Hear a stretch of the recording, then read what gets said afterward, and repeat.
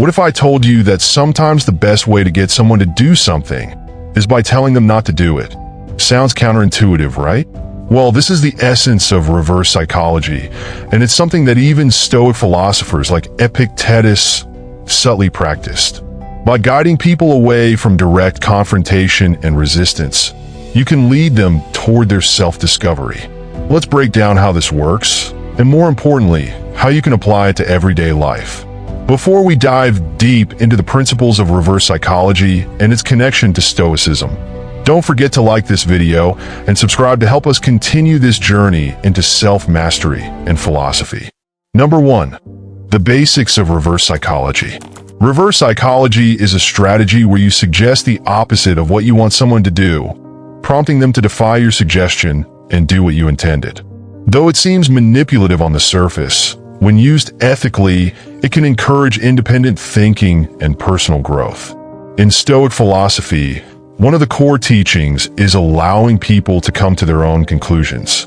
Instead of imposing beliefs, Stoics would guide others subtly, allowing them to think they arrived at a decision themselves. This mirrors reverse psychology, where people are often more willing to do something when they believe it was their own idea. For example, let's say you want a friend to take better care of their health. Rather than pushing them to go to the gym, you might say, well, I guess working out isn't really for everyone. In most cases, this sparks a desire in them to prove you wrong. They might hit the gym just to show they're capable. In this outline, remember, Stoics valued self-mastery, not control over others. Reverse psychology, when used properly, respects the agency of others by allowing them to make their own choices. Number 2, the Stoic Art of Influence. Stoicism teaches us not to force our will on others, but to guide them toward better decisions. This is key when using reverse psychology, especially in personal relationships, where confrontation can lead to resistance. Take the example of Marcus Aurelius, who often wrote about leading by example rather than coercing others. He knew that by embodying Stoic virtues, others would naturally be drawn to follow. This is a form of subtle influence. In practical terms, if you want someone to quit a bad habit, directly confronting them might make them defensive. Instead, saying something like, "It's up to you, but I can see why you wouldn't want to quit right now," can lead them to reflect on their decisions. This approach aligns with the Stoic principle of leading without dictating, allowing others to arrive at their conclusions based on inner reflection rather than external pressure. Number 3. Reverse psychology in everyday conversations. You've likely used reverse psychology without even realizing it. Whether persuading a child to eat their vegetables by saying, "You probably wouldn't like these. They're too grown up for you," or getting a stubborn colleague to take on a project, the tactic has many everyday applications. Stoicism emphasizes being in control of oneself, not others. So, when you apply reverse psychology, it's not about manipulating, but providing space for others to reconsider their decisions.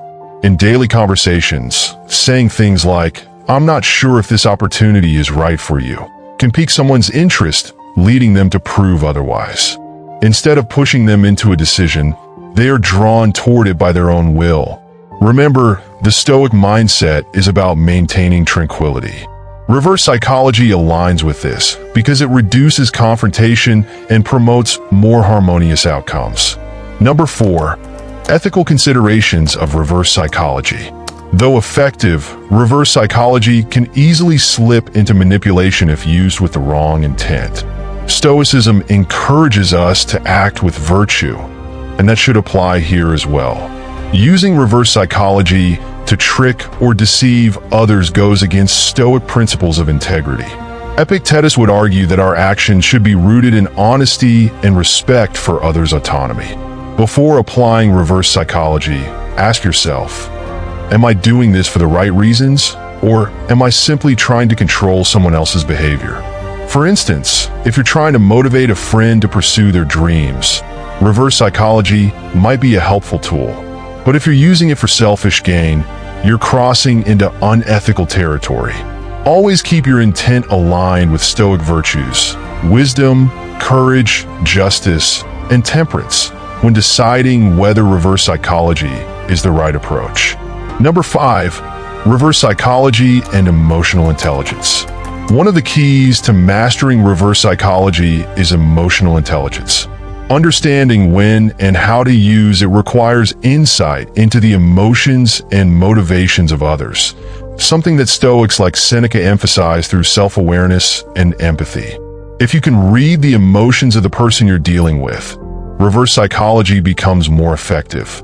For example, if someone feels overwhelmed by pressure, telling them they don't have to do something might relieve the stress and give them the mental clarity to want to do it. Seneca wrote about understanding others' emotional states as a way to navigate relationships.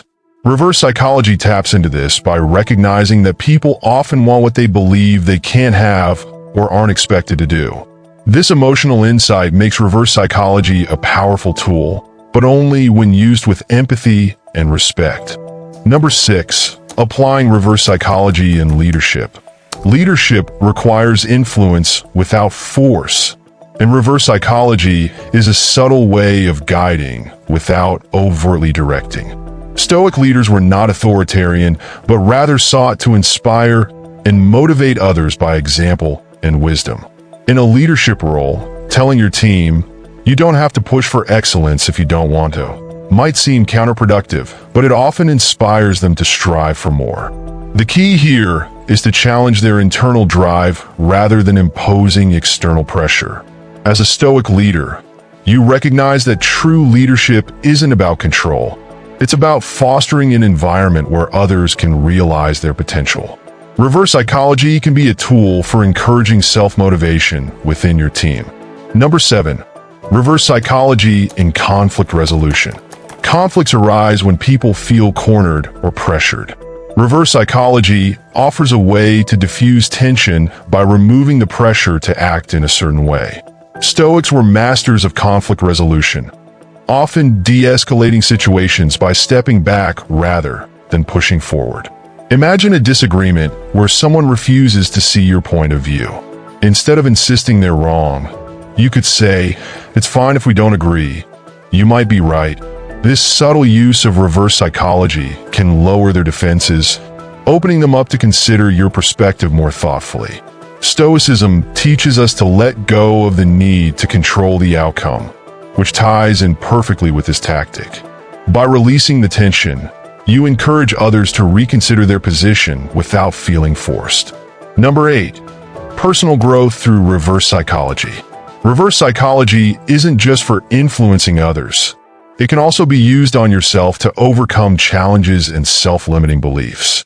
Stoicism encourages self-reflection and discipline, and reverse psychology can be a mental tool for breaking through internal barriers. For example, if you're struggling with procrastination, you might tell yourself, "You don't need to do this now. You can put it off if you want." Paradoxically, this often pushes you to take action because you're removing the pressure and judgment. In this way, reverse psychology aligns with Stoic practices of self-discipline, where you use subtle mental shifts to master your impulses and become more productive. Number 9, parenting and reverse psychology. Parents often find themselves in power struggles with their children. Reverse psychology offers a way to encourage positive behavior without creating resistance. Stoicism teaches us to remain calm and patient in challenging situations, which is essential in parenting. When a child refuses to do something, saying, "It's okay if you don't want to clean your room, I could do it for you," often leads them to take responsibility because they want to assert their independence. Just as Stoicism encourages guiding others rather than forcing them, reverse psychology allows children to learn through their own choices, making it a powerful tool for fostering independence and responsibility. Number 10, using reverse psychology in negotiations. In negotiations, whether in business or personal matters, reverse psychology can be a strategic tool to gain the upper hand without overt manipulation. Stoicism emphasizes self-control and understanding others, which is crucial in high-stakes discussions. Saying something like, "I understand if you don't want to meet us halfway. Maybe this isn't the right fit," can prompt the other party to reconsider and compromise. The key is to remove the pressure and allow them to feel in control of the outcome. The Stoic approach to negotiation is to remain calm, detached from the outcome, and considerate of others' perspectives. Reverse psychology fits seamlessly into this framework, offering a subtle way to guide discussions to a favorable resolution without unnecessary conflict. In the end, reverse psychology is a powerful tool when used wisely and ethically.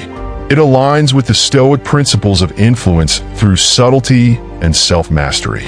Instead of forcing others or directly pushing them in a certain direction, you allow them to make their own choices, which often leads to better outcomes.